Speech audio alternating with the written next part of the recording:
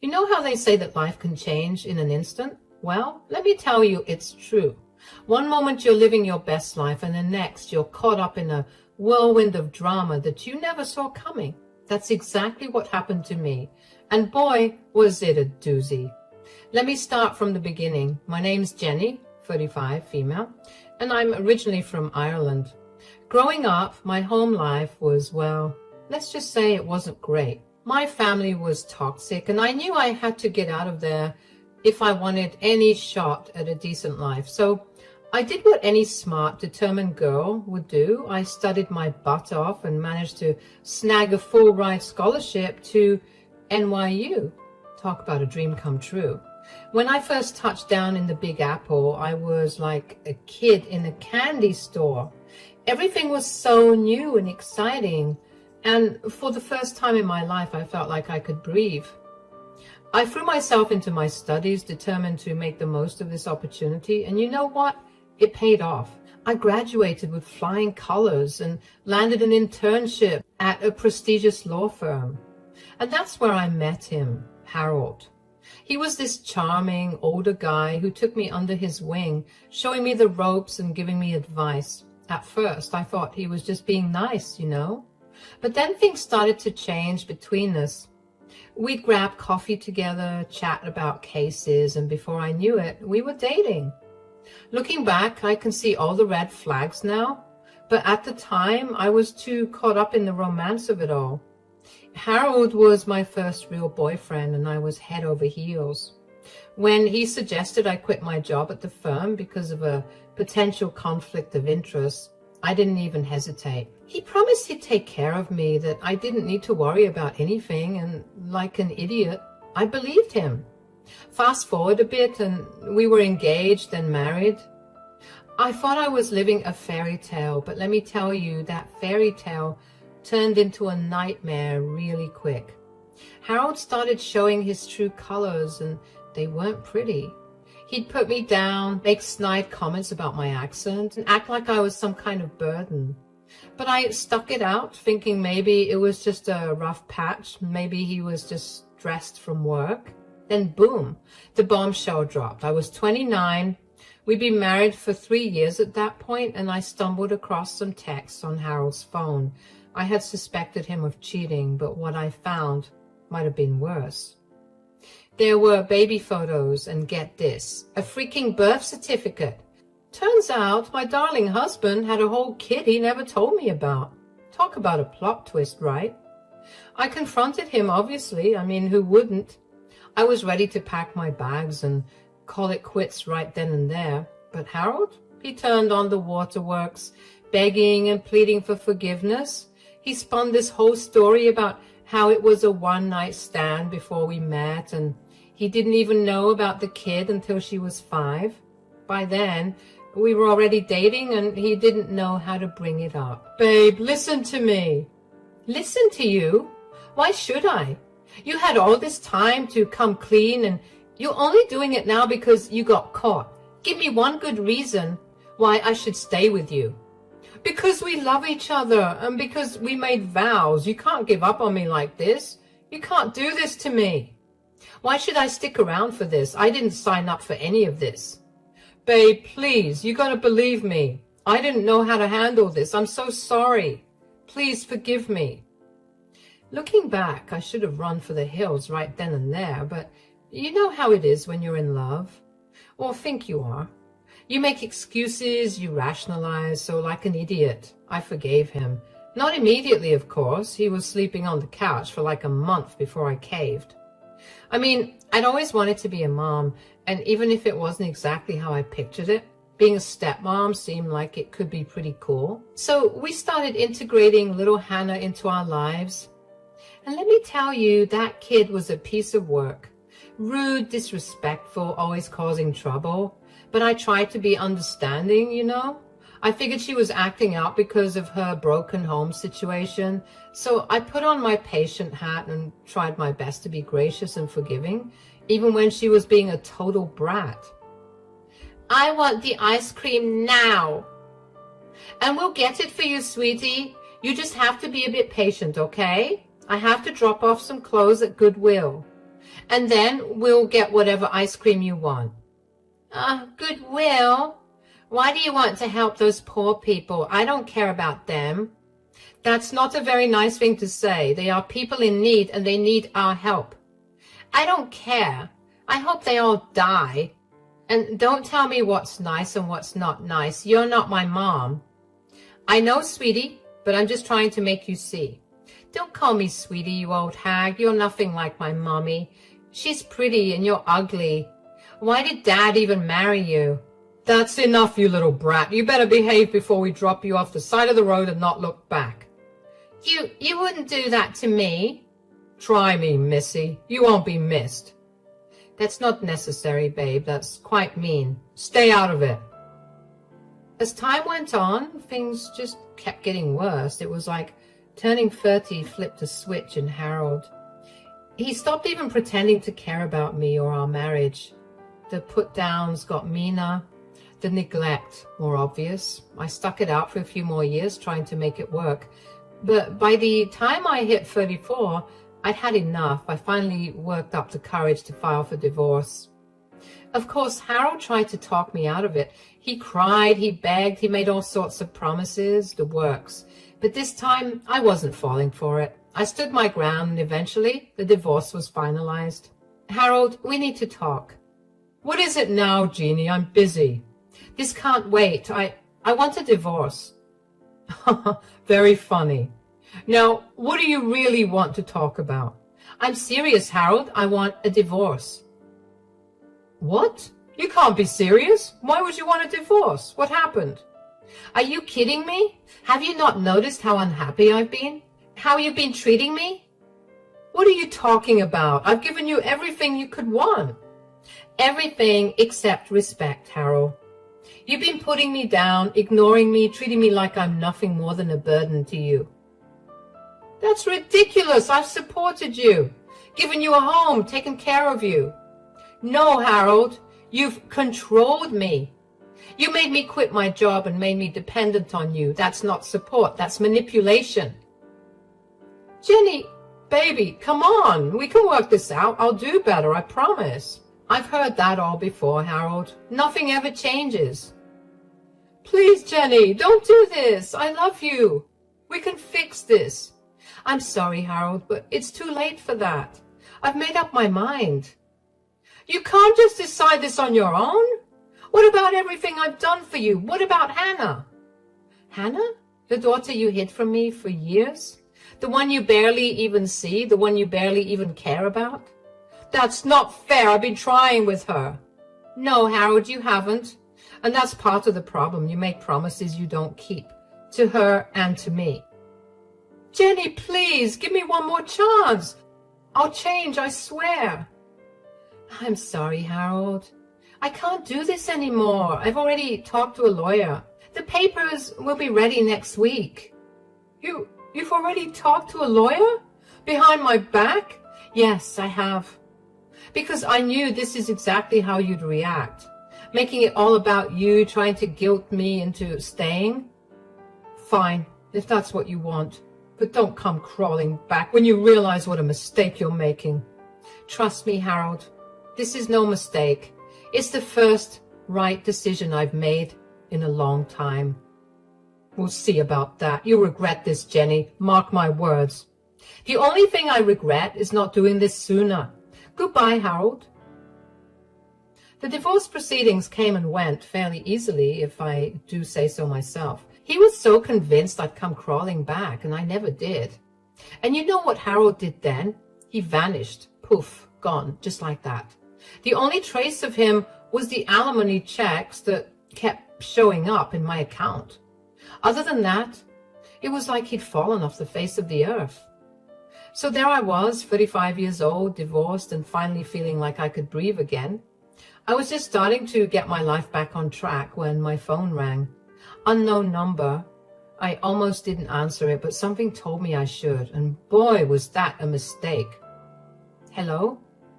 Is that Jenny? I recognized that voice immediately. It was Hannah, my ex-stepdaughter. I hadn't heard from her in so long, not since the divorce. Hannah, is that you? Yeah, it's me. Look, I need your help. Her voice sounded different, strained, almost desperate. It was a far cry from the bratty teen I remembered. What's going on? Are you okay? I'm in trouble. I need money. A lot of money. I felt my heart sink. Of course she was calling about money. Why else would she reach out after all this time? Hannah, I'm not sure I can. Don't say no. Dad will punish you if you don't help me. I couldn't believe what I was hearing. After everything that had happened, she was still trying to use Harold as a threat. You think you can get away with not helping me? He'll have your head on a platter if you're not careful. Hannah, listen. I swear to God, Jenny, don't you dare say no. I've been calling him and he's not answering, and that's why I'm coming to you. So you better help me or else. Hannah, I'm not your dad's wife anymore. We've been divorced for over a year now. There was a long pause on the other end of the line. When Hannah spoke again, her voice was small, almost childlike. What? No, that's not true. Dad would have told me. He would have. I sighed, feeling a mix of frustration and pity for this girl who clearly had no idea what was going on. I'm sorry, Hannah, but it's true. We got divorced last year. Your dad, he just disappeared after that. I haven't seen or heard from him since. You're lying. He wouldn't just leave without telling me. I could hear the panic in her voice now, the desperation. It was clear she was in some kind of trouble and she'd been counting on her dad or me through him to bail her out. I wish I was lying, Hannah, but I'm not. Your dad's gone. I don't know where he is or how to reach him. I'm sorry. And that's when I heard it, a choked sob on the other end of the line. It hit me then that despite all her bratty behavior, Hannah was just a kid who'd been let down by her father again. But I need help. I'm in trouble. I owe money, a lot of money. I rubbed my forehead, feeling a headache coming on. Part of me wanted to just hang up and be done with it all. But another part, the part that had always wanted to be a mom, couldn't just leave her hanging. What kind of trouble are you in, Hannah? I got into gambling, online stuff, you know. I thought I could make some quick cash, but it got out of hand. Now these guys, they're saying I owe them 50 grand and they're threatening me, Jenny. I don't know what to do. 50 grand? Jesus Christ, what had this girl gotten herself into? Hannah, that's a lot of money. I can't just give you $50,000. Where am I gonna get that kind of money? I knew you'd be useless. Excuse me? You're a pathetic nobody. No wonder he left you. Actually, it was me who divorced your deadbeat of a dad. Yeah, turns out he wasn't being crappy just to you, sweetheart. Oh, and with the way you're treating me now, I can see that the apple didn't fall far from the tree. As I stood there, phone in hand, listening to Hannah's increasingly desperate insults, I felt something inside me snap. All the patience, all the understanding I've been trying to muster, it just evaporated. Why are you so broke? Why can't you help me? You're so useless. You've always been useless. They're going to kill me, Jenny. And whose fault is that, Hannah? Who decided to gamble away money they didn't have? That's not fair. I made a mistake. I'm sorry, okay? I'm really, really sorry. Sorry doesn't cut it, Hannah. Not this time. Do you have any idea what you're asking of me? $50,000 isn't pocket change. I know.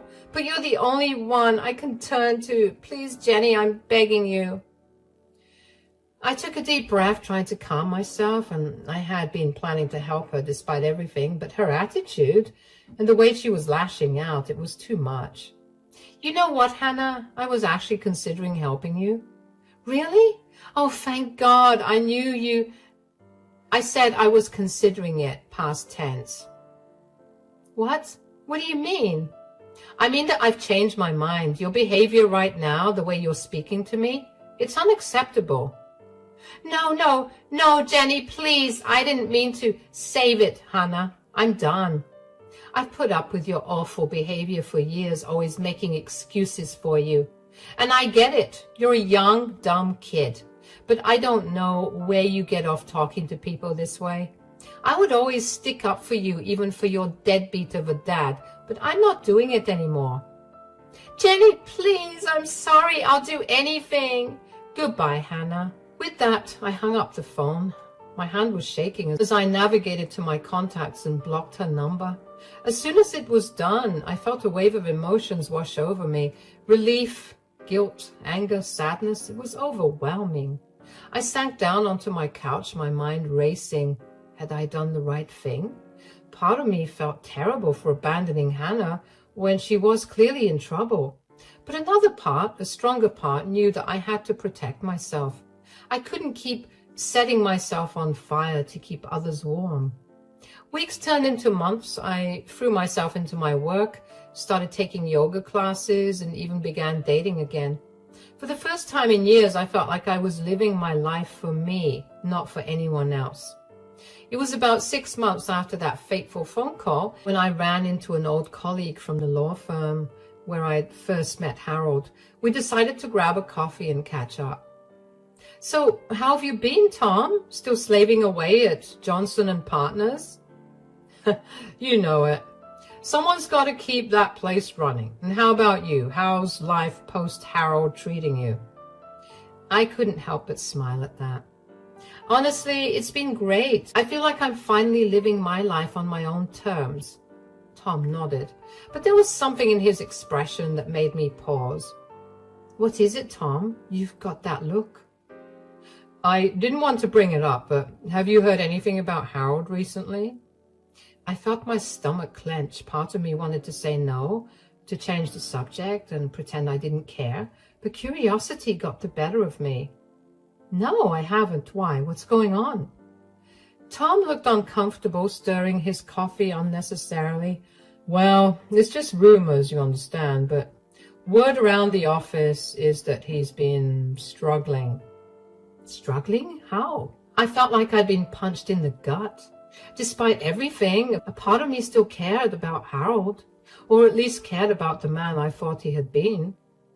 How bad is it? Bad enough that the partners are talking about it. He hasn't shown up to work in months, just vanished.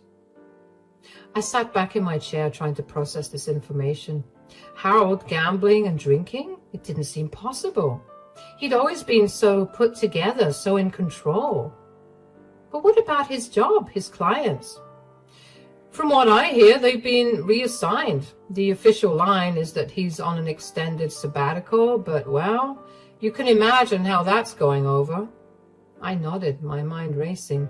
Harold just didn't abandon everyone he knew. He abandoned his livelihood as well. What if he wasn't even alive anymore? Jenny, you okay? I blinked, realizing I'd been lost in thought. Yeah, sorry, it's just a lot to take in. Tom reached across the table and patted my hand. I'm sorry, I shouldn't have said anything. It's not your problem anymore.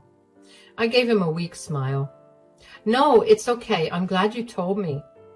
We finished our coffee, chatting about lighter topics, but my mind kept wandering back to Harold and Hannah. As I drove home, I couldn't shake the feeling that something was very, very wrong. Over the next few weeks, I found myself thinking about Harold and Hannah more and more.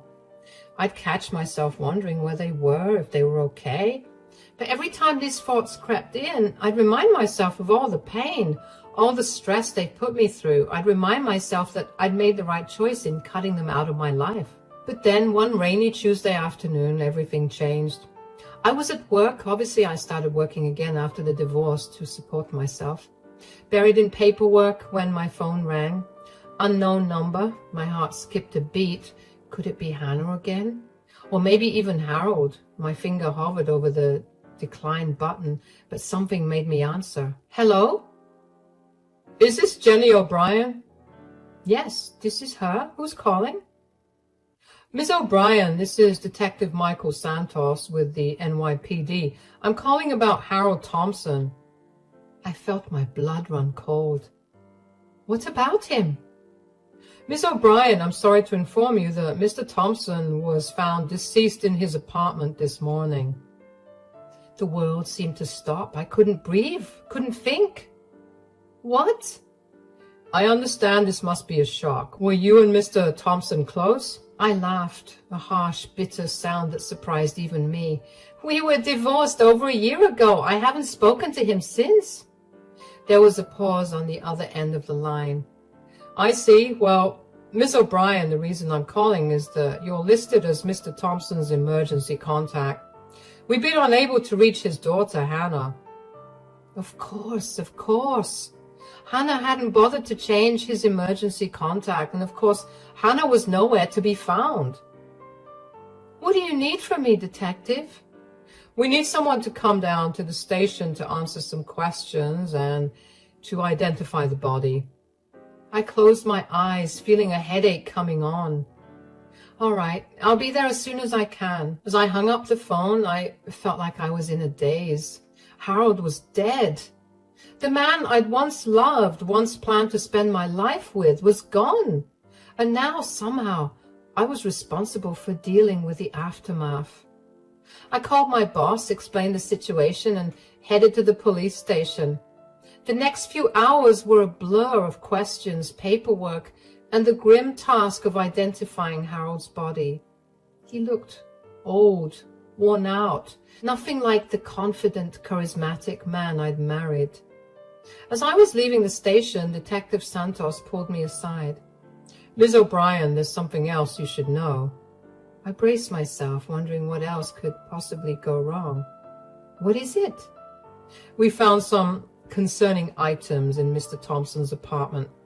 Evidence of heavy gambling debts and threats from loan sharks, and, well, there's no easy way to say this. We believe his death may not have been accidental. I felt my knees go weak. I grabbed onto the wall for support. Are you saying he was murdered? We're not sure yet, but it's a possibility. We're investigating. I nodded, unable to form words. As I stumbled out of the police station, I felt like I was drowning. How had things gone so wrong? How had the man I once loved ended up like this? Over the next few days, I found myself thrust into a role I never expected, executor of Harold's estate. It was a mess, to put it mildly. Harold had left behind a mountain of debt, a trashed apartment, and countless loose ends that needed tying up. As I sorted through his belongings, I came across photo after photo of Hannah. Harold smiled proudly at her high school graduation. The two of them are on a fishing trip, family portraits where I had been carefully cropped out. It was like looking at a life I had never been a part of, a side of Harold I had never truly known. And through it all, Hannah was still nowhere to be found. I tried calling her, even unblocking her number, but it just went straight to voicemail. I left message after message, each one more urgent than the last. Hannah, it's Jenny. Please call me back. It's about your father. It's important. Hannah, where are you? The police are looking for you. Please just let someone know you're okay. Hannah, I know things ended badly between us, but please, your father is dead. You need to come home. But there was never any response. As the days turned into weeks, I found myself worrying more and more about her. Where was she? Was she safe? Did she even know what had happened to her father? It was a month after Harold's death when I finally got a lead. I was at his apartment finishing up the last of the packing when I came across a crumpled piece of paper stuffed in the back of a drawer. It was a letter addressed to Hannah in Harold's handwriting.